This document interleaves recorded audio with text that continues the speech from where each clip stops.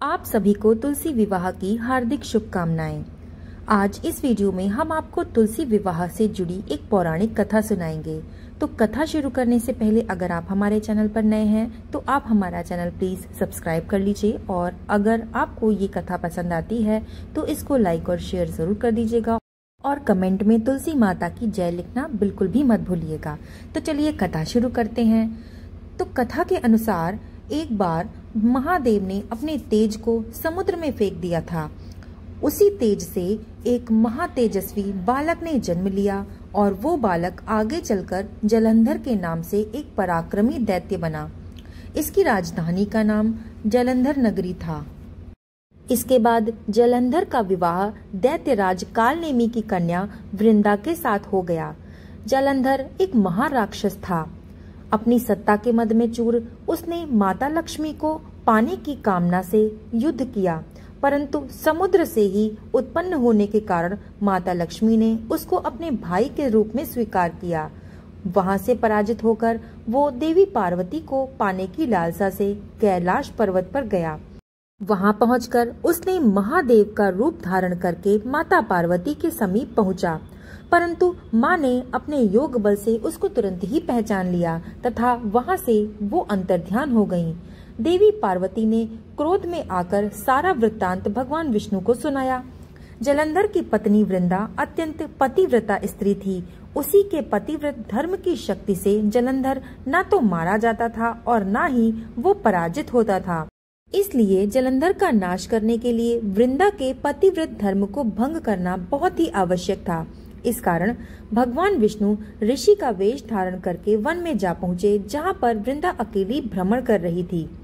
भगवान के साथ दो और मायावी राक्षस भी थे, जिन्हें देखकर वृंदा भयभीत हो गई। ऋषि ने वृंदा के सामने पल भर में दोनों को भस्म कर दिया। उनकी शक्ति देखकर वृंदा ने कैलाश पर्वत पर महादेव के साथ युद्ध कर रहे अपने पति जलंधर के बारे में उनसे पूछने लगी। तब ऋषि ने अपने माया जाल से दो वानर प्रकट किए।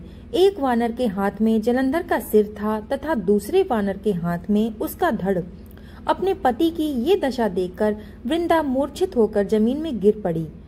होश में आने पर उन्होंने ऋषि रूपी भगवान से विनती की कि वो उसके पति को जीवित कर दें। भगवान ने अपनी माया से पुनः जलंधर का सिर धड़ से जोड़ दिया, परंतु वो भी उसी शरीर में प्रवेश कर गए। वृंदा को इसके छल का तनिक भी आभास नहीं हुआ। जलंधर बने भगवान के साथ वृंदा पतिव्रता का व्यवहार करने लगी, जिससे उसका सतीत्व भंग हो गया, और ऐसा होते ही वृंदा का पति जलंधर युद्ध में पराजित हो गया। इस सारी लीला का जब वृंदा को बाद में पता चला तो उसने क्रोध में आकर भगवान विष्णु को हृदयहीन शिला होने का श्राप दे दिया। अपने भक्त के श्राप को भगवान विष्णु ने स्वीकार किया और शालिग्राम पत्थर बन गए। सृष्टि के पालनकर्ता के पत्थर बन जाने से ब्रह्मांड में असंतुलन की स्थिति हो गई। ये देखकर सभी देवी देवताओं ने वृंदा से प्रार्थना की कि वो भगवान विष्णु को शाप मुक्त कर दें। वृंदा ने भगवान विष्णु को श्राप मुक्त कर स्वयं आत्मदाह कर लिया। तब जहाँ वृंदा भस्म हुई थी वहाँ एक तुलसी का पौधा उगा। भगवान विष्णु ने वृंदा से कहा कि हे वृंदा, तुम अपने सतीत्व के कारण मुझे लक्ष्मी से भी अधिक प्रिय हो गई हो। अब तुम तुलसी के रूप में सदा ही मेरे साथ रहोगी। तब से हर साल कार्तिक मास के देव उठनी एकादशी पर तुलसी जी का विवाह के रूप में उस दिन को मनाया जाने लगा। जो मनुष्य मेरे शालिग्राम रूप के साथ तुलसी का विवाह करेगा वो इस लोक और परलोक में यश को प्राप्त होगा। जिस घर में तुलसी होती है वहाँ यम के दूत भी असमय नहीं आ सकते। मृत्यु के समय जिसके प्राण मंजरी रहित तुलसी और गंगा जल मुख में रखकर निकल जाते हैं, वो सभी पापों से मुक्त होकर वैकुंठ धाम को प्राप्त हो जाता है। जो मनुष्य तुलसी व आंवलों की छाया में अपने पितरों का श्राद्ध करता है, उनके पितर को मोक्ष की प्राप्ति हो जाती है। कथा समाप्त। आपको ये कथा कैसी लगी हमें कमेंट में जरूर बताइएगा, और कमेंट में जय तुलसी माता की लिखना ना भूलिएगा। वीडियो पसंद आया हो तो लाइक और शेयर कर दीजिएगा, और चैनल को सब्सक्राइब कर दीजिएगा। तब तक के लिए धन्यवाद।